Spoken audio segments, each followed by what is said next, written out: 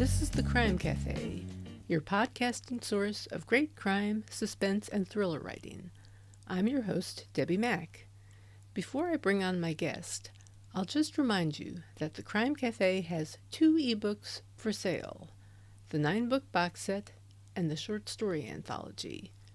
You can find the buy links for both on my website, debbimack.com, DEBBIMACK.com, under the Crime Cafe link.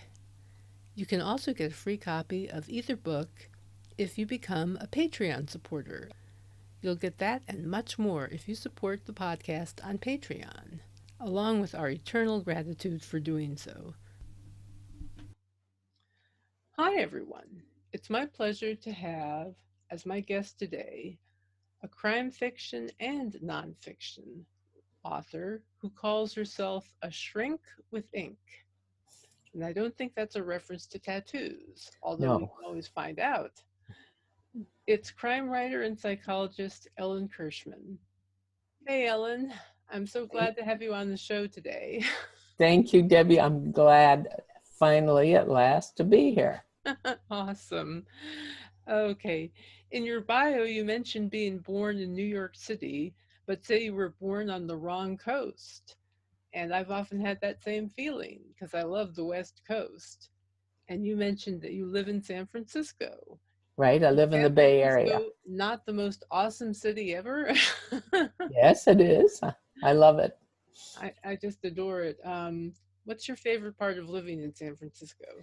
Well, I live about 40 minutes south. So my favorite part is that I can get up to San Francisco in, just 40 minutes in my car or on a train. So I have one of the world's most beloved cities right there in my back door. I love a lot of things about the Bay Area. The weather, even though we have peculiar 4 seasons out here, flood, fire, earthquake, and landslides usually. But most of the time it's temperate and wonderful. And I love the vibe out here. I know many parts of the country see us as being pretty, a little on the too far to the left side, but that suits me just fine. I know where you're coming from. It is a beautiful area, and I love the cable cars in San Francisco. Mm-hmm. That's what I love about it. Mm-hmm. And actually, I used to live in Petaluma, which is about 40 miles north. Right. Also a lovely community. It is very, very nice. Your first books were nonfiction. Can you tell us about them? Sure. My first book, which just came out, the 3rd edition came out last May, is called I Love a Cop, What Police Families Need to Know. And I'd been thinking about writing that book for almost 20 years, if you can believe it. It was just knocking on the inside of my head. We do so much training for police officers, but it was so clear to me as someone who worked primarily with police officers that this job just spilled over to their family life and their home in not always a very positive way, because the paradox is the kind of skills that make you a good street cop don't make you a very good parent, spouse, friend. You've got to really learn how to shift gears. So I really wanted to write something that would help police families navigate what it's like to be married to this job that they didn't select most of the time. So the book it's been very gratifying. It's sold well over 150,000 copies. It's kind of, as people have said, the Bible for police families. And it's gratifying to know that I've been able to reach that many people and help that many people. That's really something. That's amazing. Thank you. And then this second book, after September 11th, my publisher said, look, we need to do this for firefighters as well. And so we did. And that book I'm actually now under contract to update that book because there's a lot that's happened since it was published. And then the most recent nonfiction book came out about 2 years ago, and that's called Counseling Cops: What Clinicians Need to Know. And in my work, especially my current work with the First Responder Support Network, it's really clear that many clinicians do not understand the subculture of policing and law enforcement in general. And when they don't understand it, or when they harbor some personal attitudes, then they can make some really egregious mistakes in counseling cops. It's really hard for first responders to reach out and get help. And when they do reach out and somebody makes a huge blunder or fails to connect with them where they're at in their particular life, they just don't go back to therapy, and they write therapy off entirely as something that might be helpful to them. Yeah, I can easily picture how people will shut down in the face of the wrong sort of therapeutic approach. So I can give you an example if you'd like.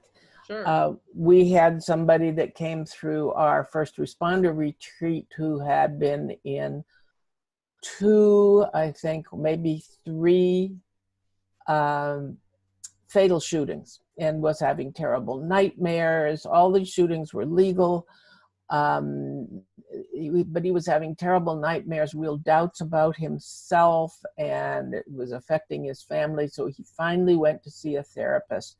And the first thing the therapist said to him was, "So have you finally decided to stop being a trained killer?" Huh. Right. I see your eyebrows going up, and you're not a clinician. So, I mean, wasn't that a horrible thing to say? So that really... Talk about the wrong thing. Totally, because here was an officer who himself was feeling like a victim. You know, why did this happen on my watch? Why did this person, insert themselves in my life?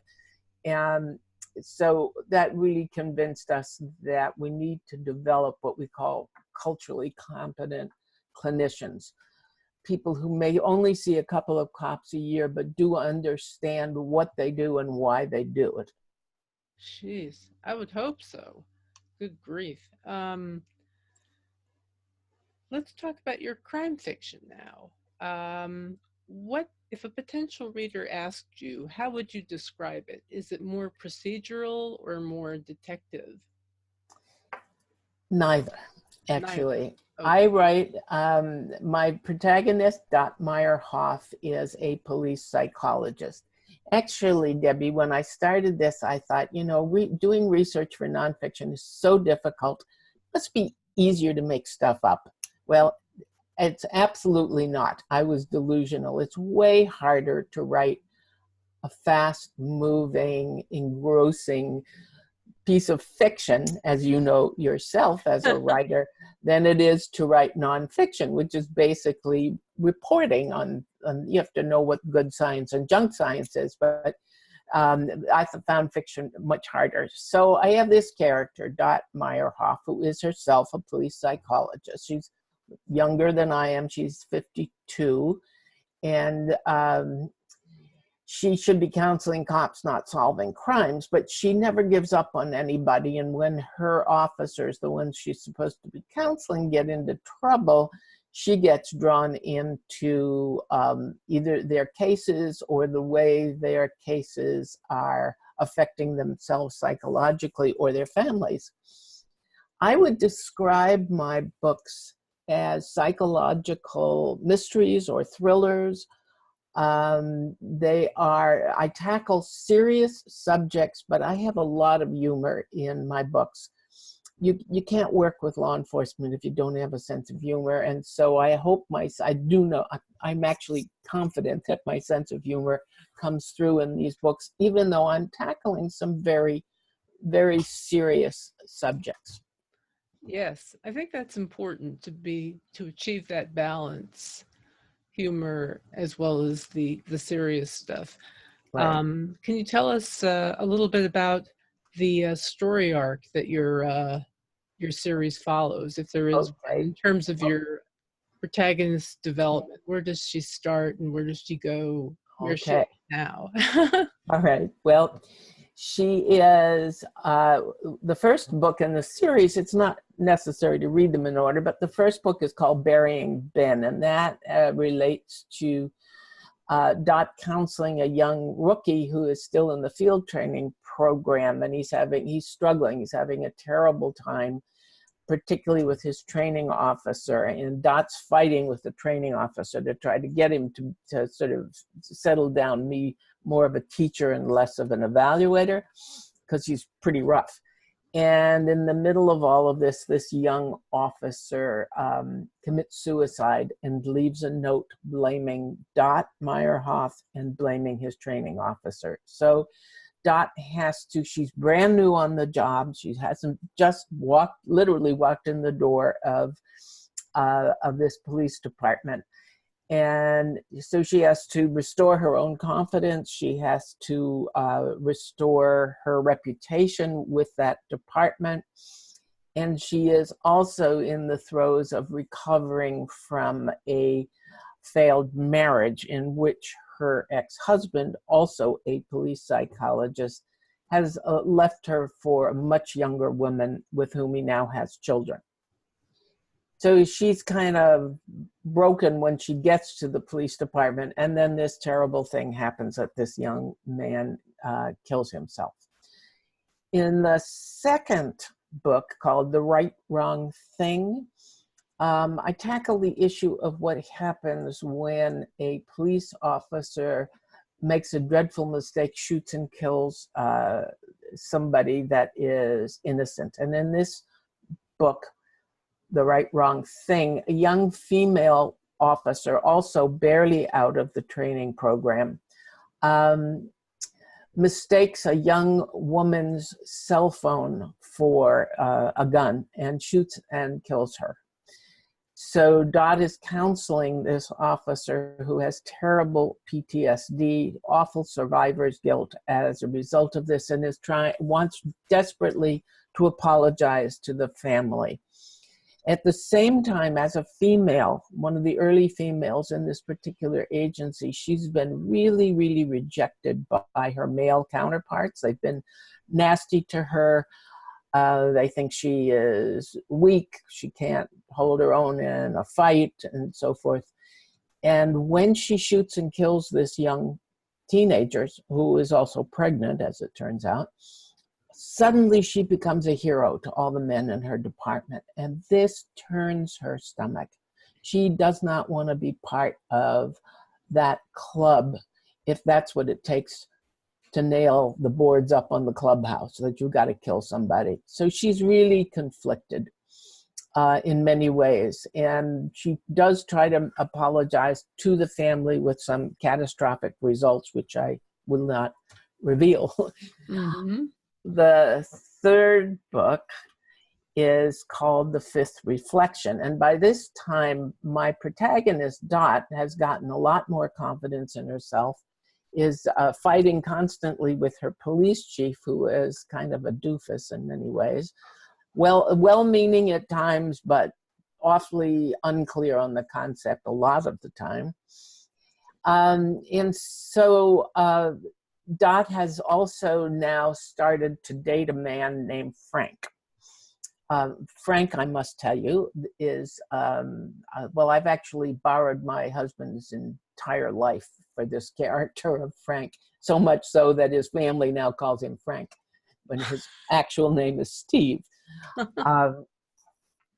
So Frank is taking photography lessons. My husband is a photographer, from a very beautiful woman who is a Buddhist. And in the process of studying with her, her child goes missing. She has a very small child who goes missing. And Frank gets involved, and Dot gets involved in trying to find this child and figure out what's happened to her.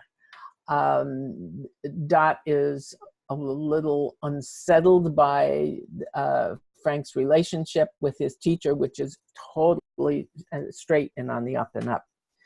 And in the meanwhile, the young officer a reader would have met in the first book, is in charge of investigating this case, and he becomes so immersed in trying to find this missing child that his own family starts to fall apart. He has a baby at home the same age as the missing child.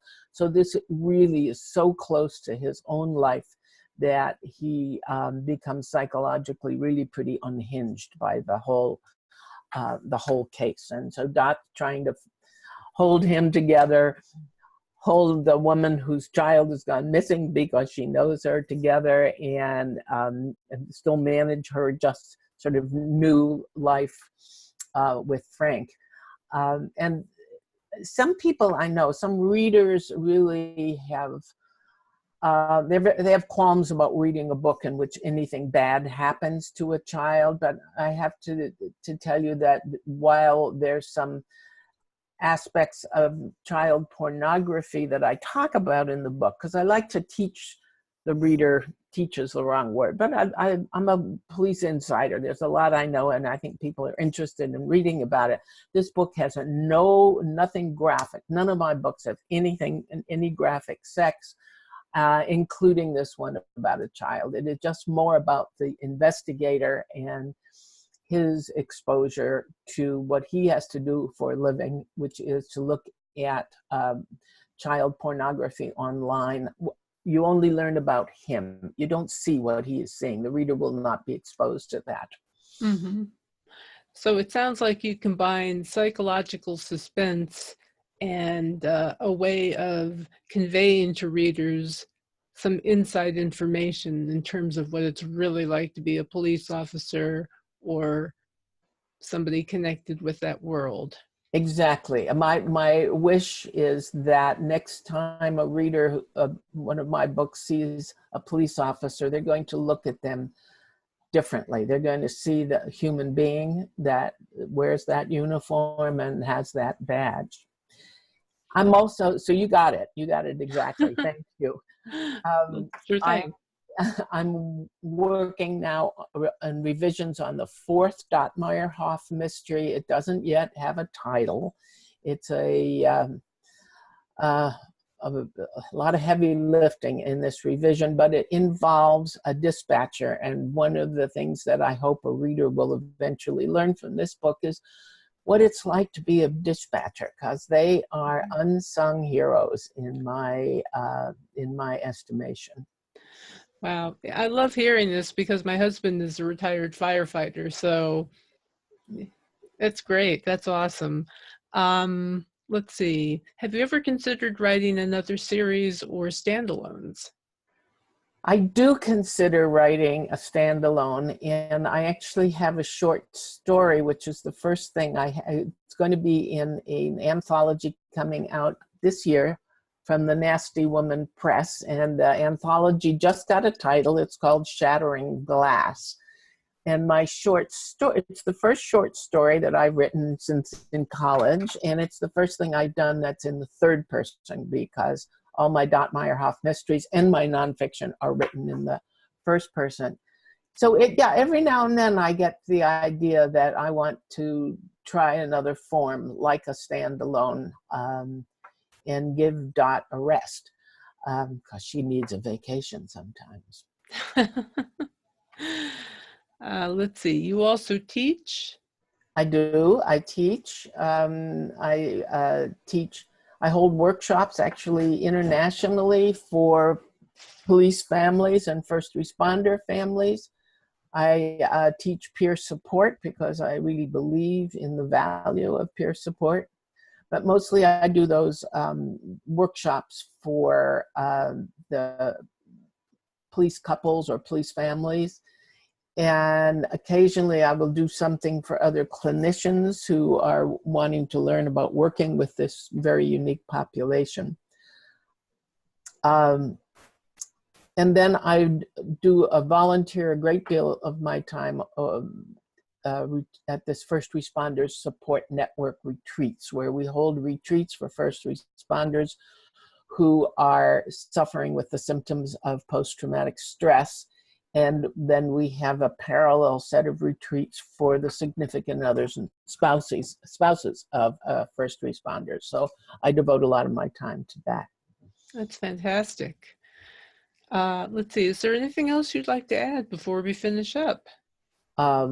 No, oh, well, yeah, I blog with Psychology Today, if anybody wants to keep up with that. And I largely about issues involving first responders and primarily police. And then I also have a newsletter. And if people want to sign up for my newsletter, they could go to my website and do that very easily on the homepage. And your website is? Ellen Kirschman, ELLENKIRSCHMAN.com. All righty. Well, that's awesome. And Ellen is also doing a giveaway, and I will have information about that on my blog coming up after I put this up. I will put that up on my blog and make sure that everybody, if you're listening to this, be sure and check out my blog because the information will be there as to how to enter Ellen's giveaway for her. I believe it's your latest book. I don't remember, but we'll figure it out. It's been a while. Anyway, so having said that, I will just say thank you, Ellen, for being here, and thank you, everyone, for listening. And please leave a review on iTunes or Stitcher or wherever you listen to this because it really helps us a lot. Also, please go to debbimack.com and check out my blog so you can see our giveaways. Also, where you can subscribe to the podcast and buy our Crime Cafe ebooks. In addition, there's also the Patreon page where you can support the podcast and get perks in return. So I hope you'll check those things out. And with that, we'll have another episode next week. So tune in for our next guest, who will be Danny Lopez. And until then, happy reading, and I'll talk to you later.